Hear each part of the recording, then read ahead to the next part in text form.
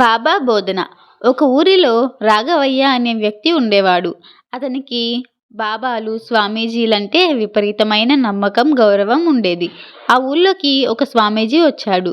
రాఘవయ్య ఆ స్వామీజీకి రుచికరమైన భోజనం పెట్టి, స్వామీ, అబద్ధాలు చెప్పకుండా, పాపాలు చేయకుండా బ్రతకలేని ఈ ప్రపంచంలో మీరు పాపరహితులుగా ఇంత నిర్మలంగా ఎలా ఉన్నారు అని అడిగాడు. ఆ సంగతి అలా ఉంచు.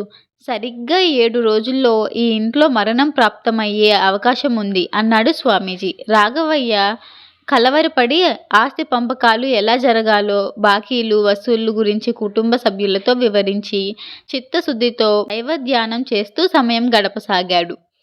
7వ రోజు రాఘవయ్య స్వామీజీని కలిశాడు. స్వామీజీ రాఘవయ్యతో, నాయనా, ఈ 7 రోజుల్లో ఎన్ని పాపాలు చేశావు అని అడిగాడు.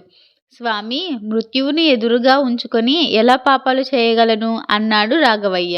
నీకు మరణం ప్రాప్తిస్తుందని నేను చెప్పలేదు కదా. మీ ఇంట్లో ఇవాళ ఆవు చనిపోయింది. ఇక నీ ప్రశ్నకు నువ్వే జవాబు చెప్పావు. నాలాంటి వాళ్ళు మృత్యువును జీవితాంతం మరిచిపోరు. అందువల్లే పాపాల జోలికి వెళ్లకుండా ప్రశాంతంగా జీవించగలం అన్నాడు స్వామీజీ.